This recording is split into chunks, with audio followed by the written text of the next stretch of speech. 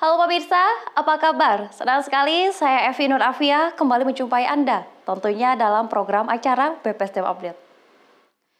Pemirsa, Kepala Badan Pengembangan Sumber Daya Manusia Kementerian Dalam Negeri Sugeng Haryono meminta semua pegawai baik ASN maupun non-ASN agar dapat mempraktekkan dan memperkuat 3 pilar revolusi mental dalam menjalankan tugas.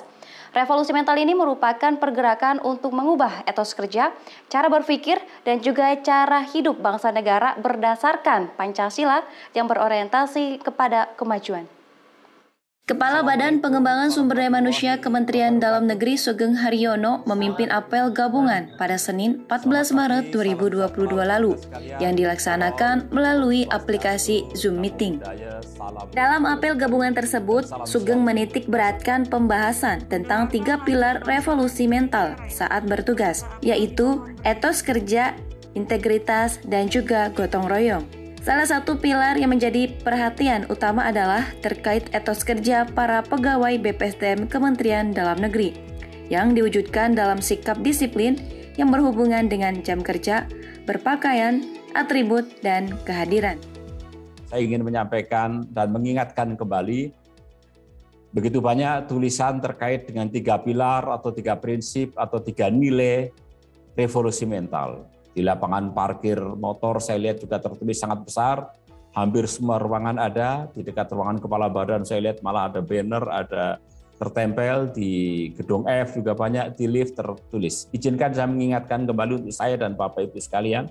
Hal lain terkait etos kerja adalah masalah anggaran di lingkungan BPSDM Kementerian Dalam Negeri. Sugeng meminta agar masing-masing pusat nantinya dapat membuat penyerapan anggaran yang dilaksanakan rutin mingguan, sehingga tidak terkonsentrasi pada triwulan. Sebagai institusi di kementerian, BPSDM Kementerian Dalam Negeri telah menyiapkan arah untuk keseimbangan penyelenggaraan pembangunan melalui penertiban peraturan-peraturan sebagai regulator. Salah satu contohnya dengan menggandeng mitra kerja dengan Lembaga Ketahanan Nasional Republik Indonesia. Misalnya kita bikin pelatihan gladi manajemen pemerintahan sifatnya tematik, penanggulangan bencana, penegakan hukum, ya, krisis logistik, ya. Bagaimana kepala daerah bersama dengan jajaran Forkompimda kemudian mengatasi itu.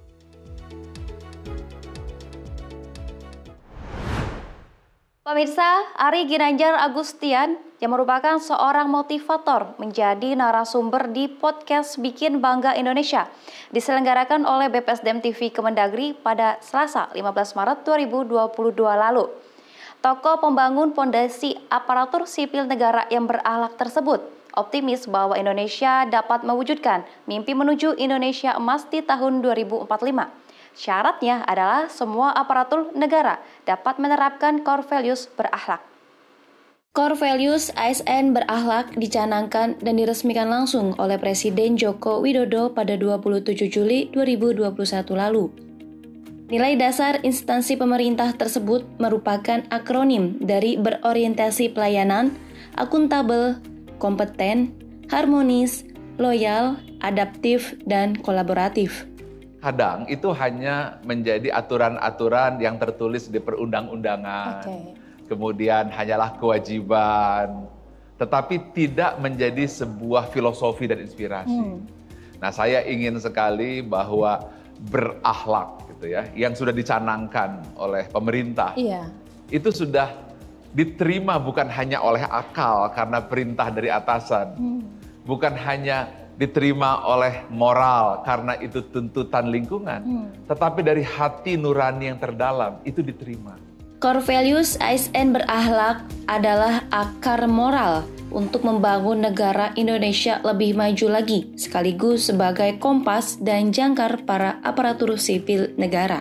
Kompasnya berarti berorientasi pelayanan, kemudian jangkarnya adalah akhlak, akuntabel, kompeten, harmonis, loyal, adaptif, dan kolaboratif. Sehingga aparatur sipil negara berakhlak bisa menjadi role model demi terciptanya keselarasan visi dan misi kebangsaan. Berakhlak tidak hanya sekedar menjadi jargon, melainkan harus diamalkan dan ditujukan untuk bangsa. Guna mewujudkan mimpi Indonesia emas, core values berakhlak juga perlu ditanamkan kepada seluruh rakyat dari hulu hingga hilir. Langkah untuk menuju ke Indonesia emas dengan masuk di era revolusi 4.0. Langkah untuk menuju ke Indonesia emas dengan masuk di era revolusi 4.0, di mana semua lini kehidupan menjadi VUCA, volatility, berubah dengan cepat, semua uncertainty, tidak ada kepastian, complexity, terlalu banyak aturan, dan semua ambiguity, tidak ada kejelasan.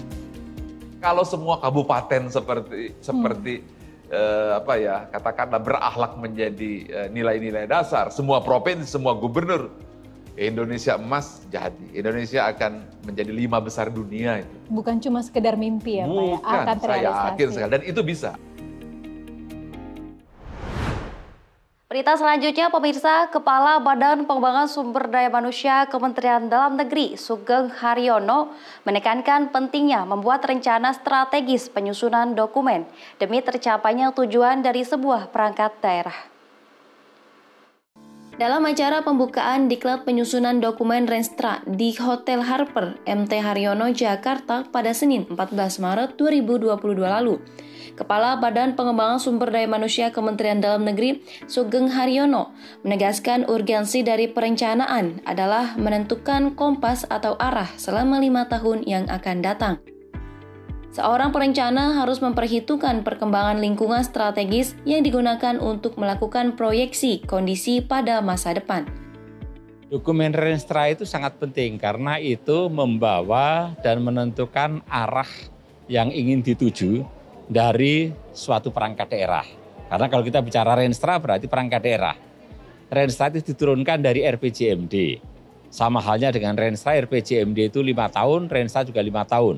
Kalau RPJMD akan menentukan arah, ini seperti kita mengeset sejak awal GPS akan menuju kemana. Jadi urgensi dari perencanaan adalah kita sudah menentukan kompas, menentukan arah selama 5 tahun yang akan datang. Itu urgensi yang paling utama. Untuk membuat dokumen yang ideal, maka setiap dokumen perencana harus memenuhi 3 kaidah. Pertama, dokumen perencana yang akan dibuat dapat menjawab persoalan yang sedang terjadi dan kemungkinan akan terjadi, sehingga bisa menjadi sebuah solusi. Kedua adalah bahwa setiap dokumen perencana harus mencantumkan alat ukur atau indikator kinerja. Apabila indikator kinerja digunakan, maka perencana bisa mengetahui sejauh mana posisi kinerja perangkat daerah, apakah sudah on the track atau belum on the track. Selanjutnya adalah semua yang direncanakan bisa dilaksanakan dengan baik. Adanya kebutuhan terhadap rencana pembangunan daerah yang adaptif, aspiratif, dan mampu menjadi rujukan pelaksana pembangunan di daerah menjadi semakin penting dalam otonomi daerah. Rencana pembangunan daerah disusun tidak hanya berdasarkan potensi atau unggulan dan kemampuan yang dimiliki masing-masing daerah, tapi juga harus mampu bersinergi dengan rencana pembangunan nasional. Pada umumnya, kendala yang dihadapi dalam penyusunan dokumen meliputi kendala data, aspek sumber daya manusia, dan yang paling klasik yaitu soal anggaran. Satu persatu, kalau itu sifatnya masalahnya data, maka cara yang paling terbaik adalah kita harus menggunakan data yang valid. Undang-undang tentang statistik mengatakan apabila kita mendapatkan sejumlah data yang tidak konsisten, maka data yang digunakan adalah yang bersumber dari BPS.